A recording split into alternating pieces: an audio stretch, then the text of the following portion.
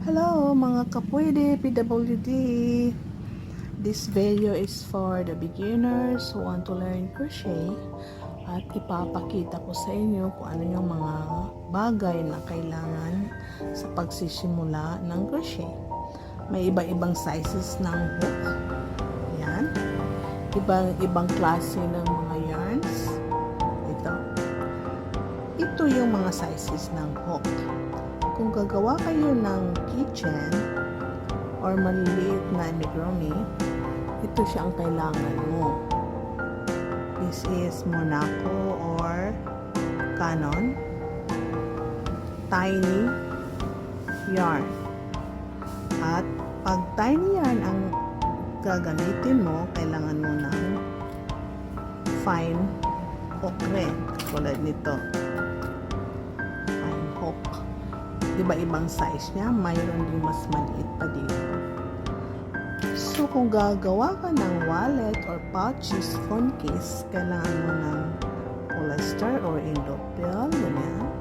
For fly, meron din ganitong klase. Depende, cotton ba siya, indopil or polyester. Ito siya ay for fly, so kailangan mo ng hook na 2.5 size ng hook ang gagamitin mo dyan. Huwag kang gumamit ng 2.5 tapos ito ang yarn mo, hindi siya bagay. Pangit ang gawa at mahirapan ka at ang resulta ng project mo ay maluwag or mahirap hilain. So ito naman, pwedeng gumawa ng damit, pwedeng gumawa ng bag, pouches, or depende sa'yo, pwede rin stuffed toys. So, ito ay 6 fly cotton. So, ang hook nito ay 3 ang gagamitin mo siya. Ito, 3. Huwag kang gumawa ng project mo na itong yarn mo, tapos ang hook mo ay maliit. So, dapat ibagay mo ang size ng yarn mo at saka yung hook mo. 3 mm. So, siya. Kung mayroon ka pang project na mas malaki, katulad nito, pwedeng gawing stuffed toys, pwedeng gawing pillow, depende sa project mo. So, syempre, pag ganito ang project mo, syempre, ang hook mo rin ay malaki. Katulad nito. Yan, 7 mm. So, ito yung mga bagay, partner ng yarn mo at saka hook mo. So, ano ba mga kailangan sa pag-crochet? Ito sila. Kailangan mo ng hook. Depende sa sizes ng project mo yung yarn. Yan. Of course, kailangan mo ng scissor to cut the ending pag matapos na yung project mo. And tip measure. Kailangan mo sukatin yung project mo.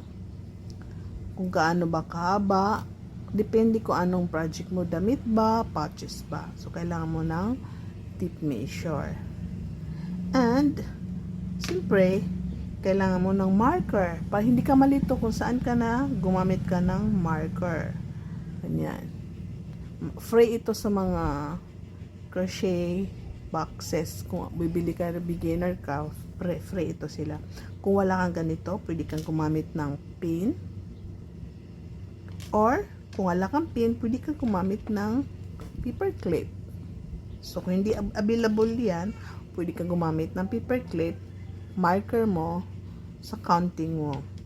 Of course, kailangan mo ng timer. Timer ito, pag hindi ka malito sa pagbibilang, i-time mo lang siya. Kung nasaan ka na, count 7 ka na, i-time mo siya ibaba. Tapos, balikan mo na siya. Naman siya. Ito ay timer.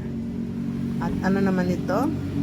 Ito ay linalagay dyan pag madalas ka na mag-crochet, tapos nababangga dito yung hook, gumaganon ka, siyempre nababangga siya.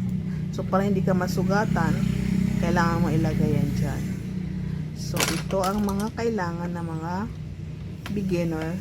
Kahit hindi ka beginner, ito ang kailangan ng mga crocheter sa kanilang project. Ito ay pag tapos ka na, tapos nagkamali ka, gusto mong putulin, ayaw mo ng scissor, gamitin mo ito. So, ito po sila ang mga kailangan natin. Please watch, share, and like. So, abangan nyo sa susunod na video.